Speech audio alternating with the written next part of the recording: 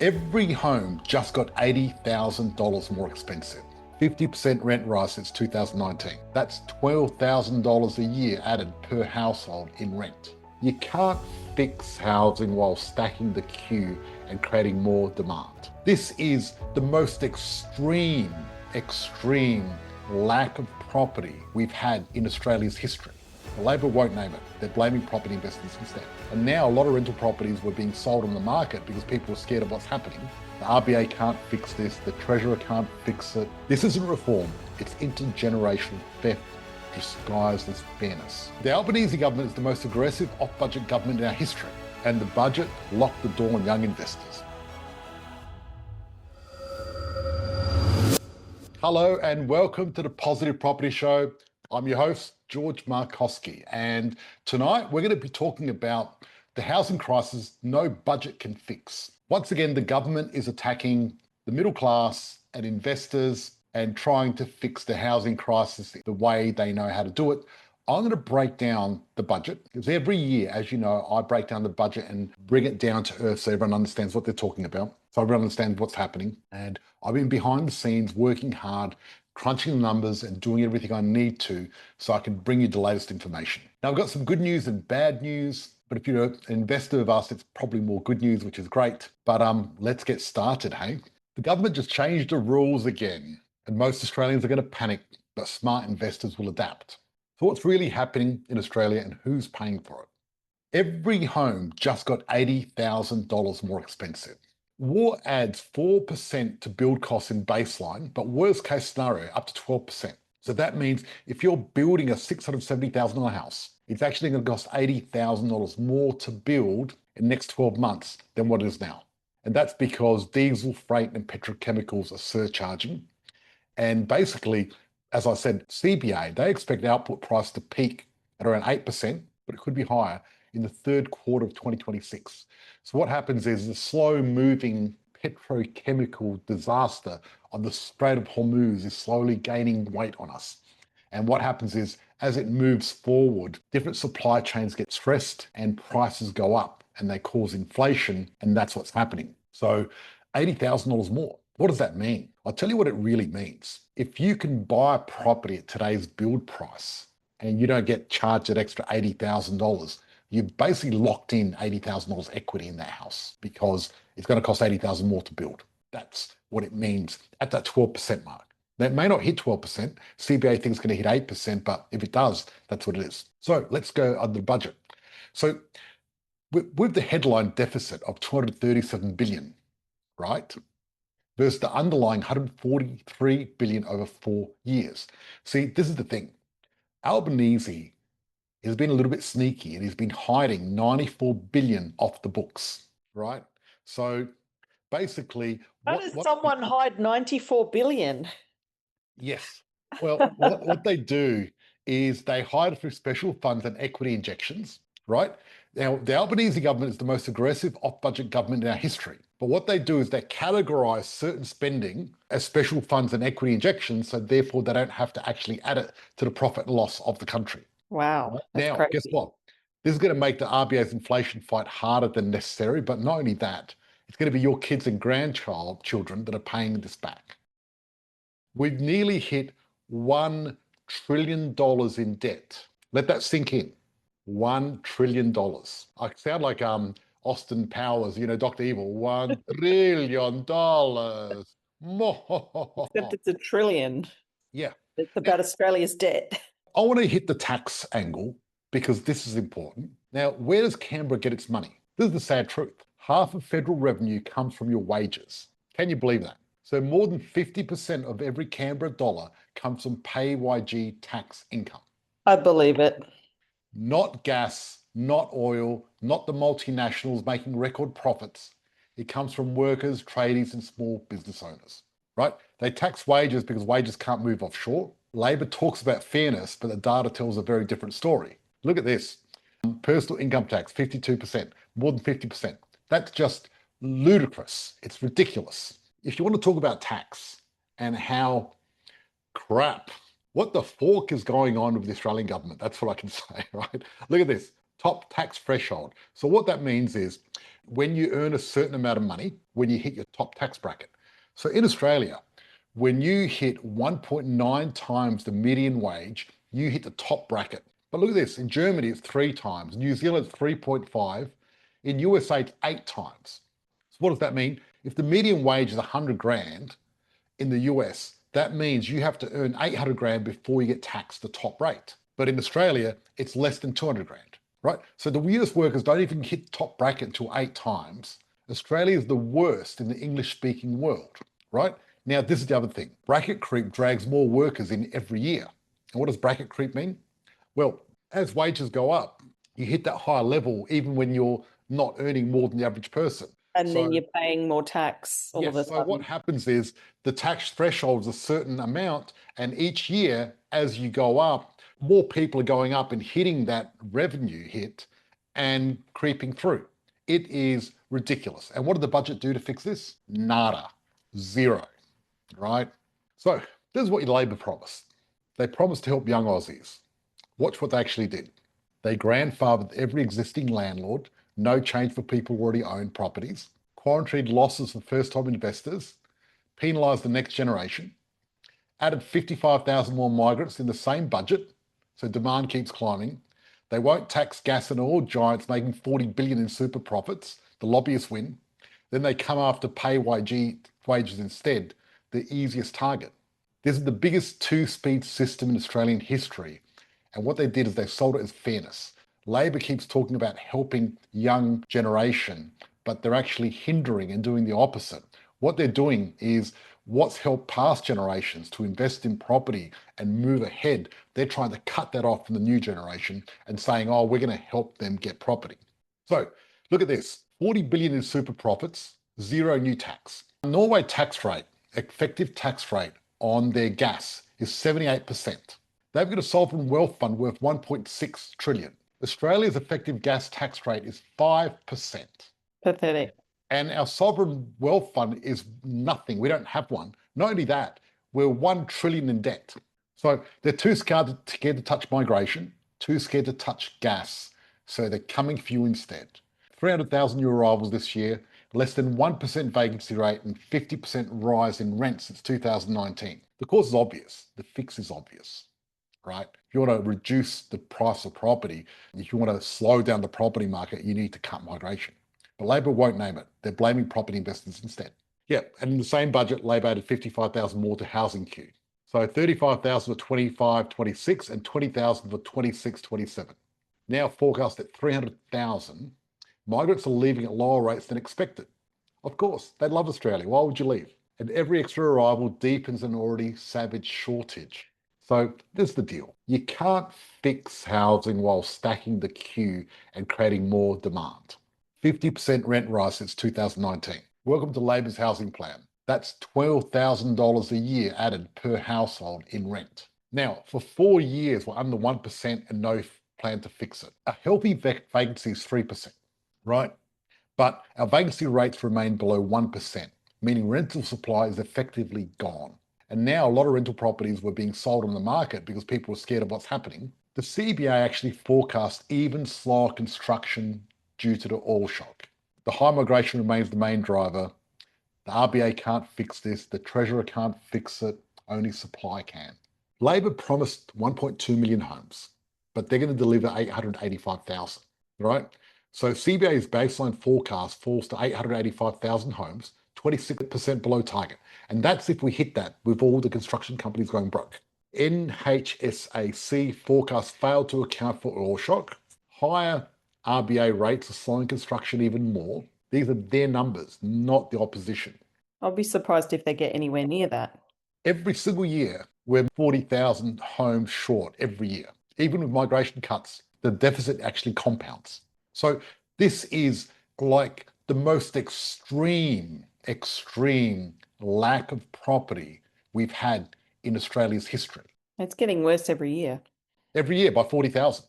That's a lot of people. Think about 40,000. That means there's 120,000 people, because you average about 3 people per dwelling. That's 120,000 people that don't have somewhere to live every year. And the budget locked the door on young investors. Thank you, budget. They should be looking after the young investors, right? The existing owners get to keep the old 50% CGT discount through to 1st of July. The new investors face a 30% minimum tax on gains from 1st of July 2027. I'm going to break this down later and explain what it means for all our investors here as well. Now, Australia's new CGT regime is now the highest in the English-speaking world. So you look at this. The minimum CGT, capital gains tax, in Australia is 30%. Used to be 22%. New Zealand's 15%, UK's 20%, Canada, US 20%. With the highest tax in the world. Are we surprised? We pay more for everything here. This isn't reform, it's intergenerational theft disguised as fairness. The exact people they're saying they're helping, they're hindering. So if you're already in, you're protected. If you're not, the door just slams shut. Literally, if you sign the contract before the 12th of May, 7 p.m. on a property, many investors that sign the contract then would actually $47,000 ahead right now as we speak. Isn't that amazing? Talk about timing. Yes. Talk about timing. Imagine you sign that contract one day late and you miss $47,000. It can happen. $47,000 per property. No, just the property, whatever you sign that day. What it means for investors, the rule change, smart investors adopt. Okay, what does it really mean? Look at this. Melbourne is the cheapest it's been since 1980 relative to wages, right? Brisbane, Perth and Adelaide have surged 80 to 100% since 2021. Melbourne prices rose 5.8% while wages climbed 19.8%. Victoria's land tax is brutal, but the value opportunity is undeniable, right? So supply-constrained markets always continue to outperform long-term. So one thing about Melbourne, it's cheap. It's the best value it's ever been for a long time. It used to be overpriced, and that's why it didn't grow. But now, you think about this. Imagine if you had a time machine you got to buy in Melbourne back in 1980. How cool would that be? Well, we've got a time machine right now. It's like 1980. So there's certain suburbs in Melbourne that are going to do very, very well. Okay, these dates that change everything. Okay, 12th of May, 2026, 7:30 Eastern Standard Time, the grandfathering cutoff.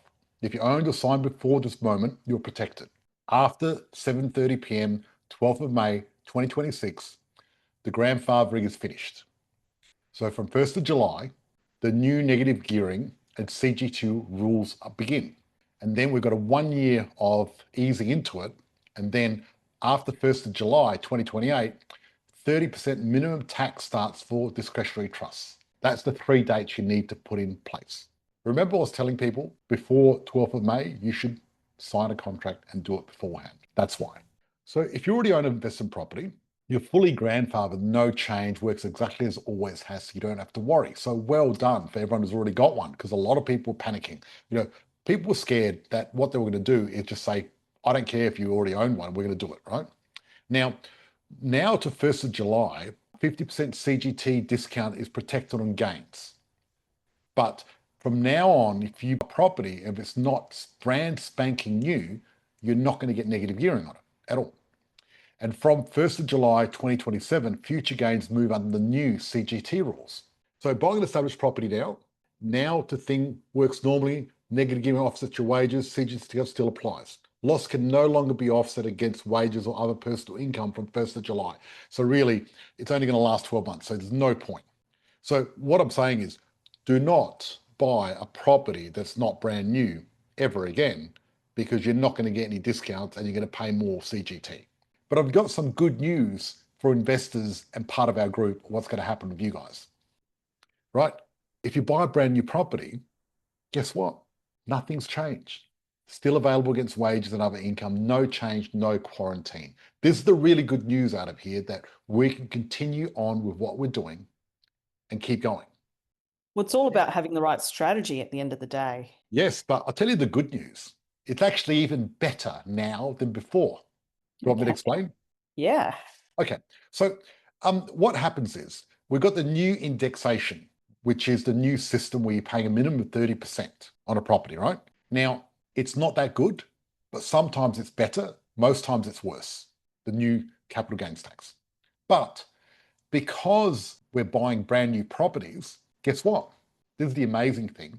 When you dispose of your property, you actually can do the numbers up front and choose if you want to get 50% discount, or if you want to do indexation. And this is what I suggest you do the numbers, and whatever saves you more money, that's what you do. Is that amazing?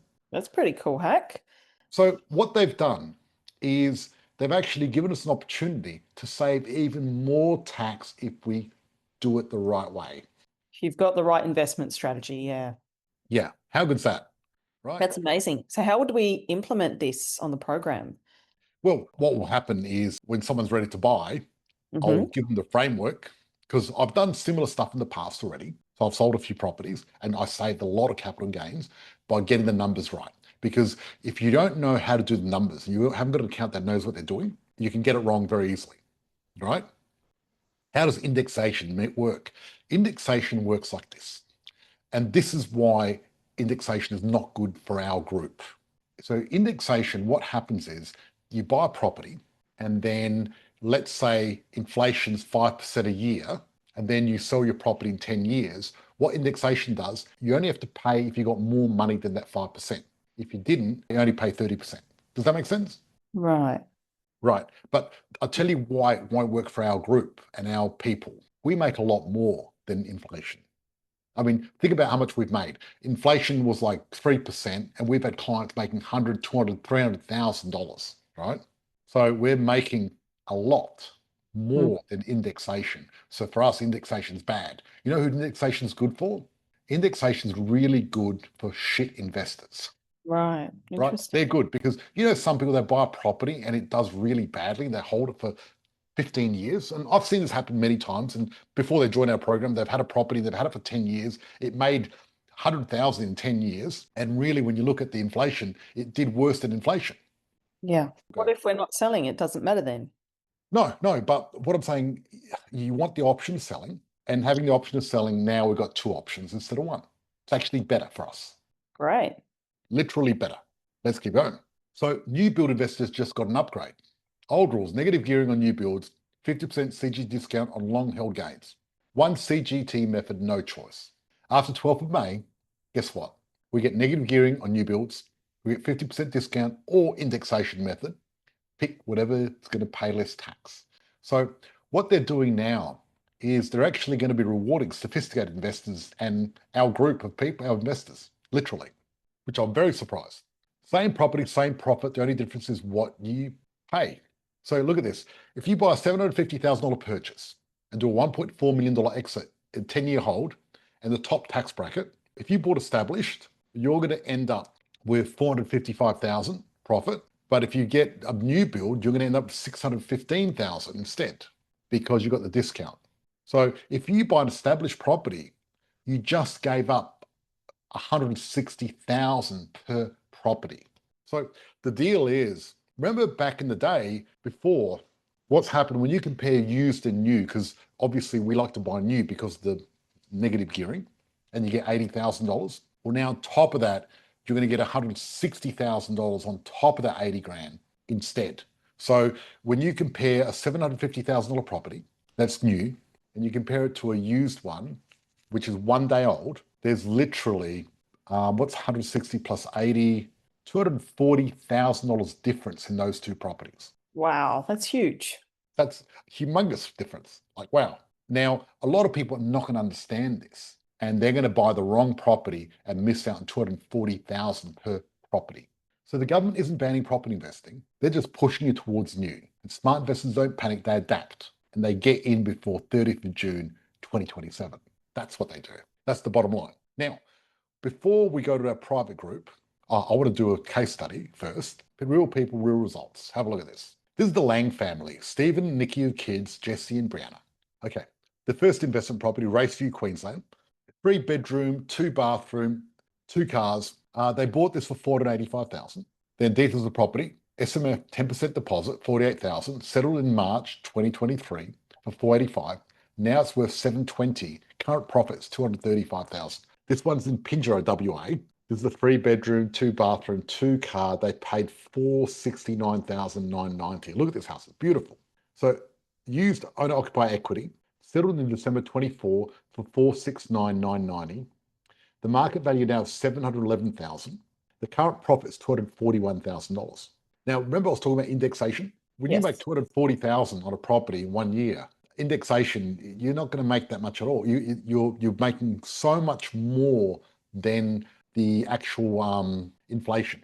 Because if you look at properties around Australia on average, they average the same as inflation, right? But if you buy the top 100, you're doing so much better that you're doing 10 times the return. Okay, the next one, Burdell, 4 bedroom, 2 bathroom, 2 cars, beautiful property, nice car. I think it's got a Porsche in front of it, maybe. $586,000. That's how they roll in Burdell. That's it. I know. Burdell, they don't muck around. Here's another super property. They paid 58,000 deposit, settled in January 2025 for 586. Market value 678 now. Current profit 92,000. Oh no, they only made 92,000. Okay, Moorfield, 3 bedroom, 2 bathroom, 1 car, 555,000. This has got just a normal car, no Porsche. So they paid 10% deposit, settled in June 2025, 555,000. Market value 737. Current profit $182,000. Nice. Oh wow, another one, Virginia, 778, 500, 4 bedroom, 2 bathroom, 1 car. Use equity, settled in September 2025, 778. Market value 815, made 36,500. Burpengary, $789,000, 3 bedroom, 2 bathroom, 2 car. That was what happened was their children, Jess and Brianna, came as legacy clients. So instead of giving their children a fish, they taught them how to fish. They joined the program. They got their first property in April 2026. They paid $789,000, $78,900 in deposit. The total current profit in 3 years, $786,000. Wow. Okay. That's 262,000 a year. That's better than the average wage in Australia. Put it that way. It's a lot of money.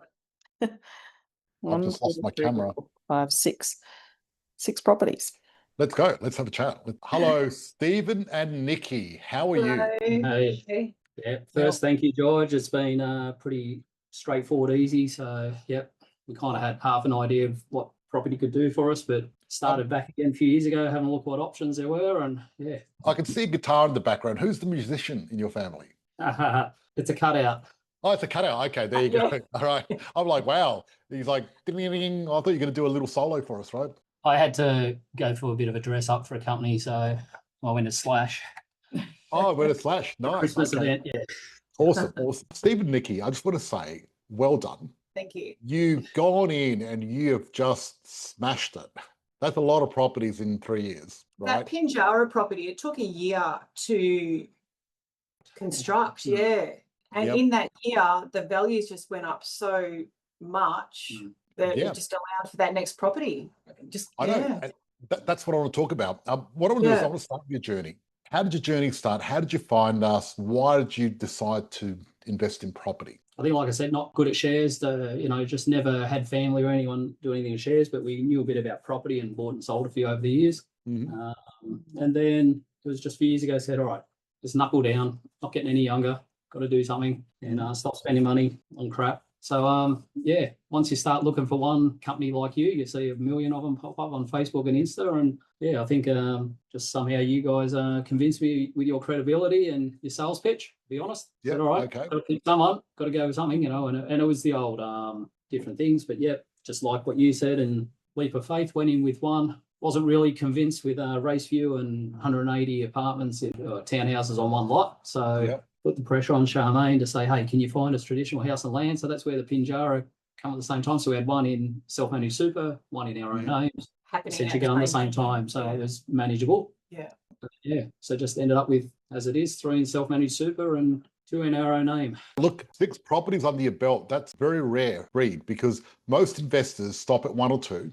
And it's like 0.1% of Australians that actually get to 5 or more investments. So it's very rare. So you've actually got a very decent portfolio. So that's amazing. How did you have the courage to keep going and do it so fast? You guys make it relatively easy in the able to For the finance. know from a finance point of view what we're right for, know what we need to do, gave us advice. Stephen, you don't need a novated lease for another car, just showed us the numbers in what that does to your borrowing capacity. So there's good education there that, hey, so now I'm driving a car that's probably coming up to 8 years old.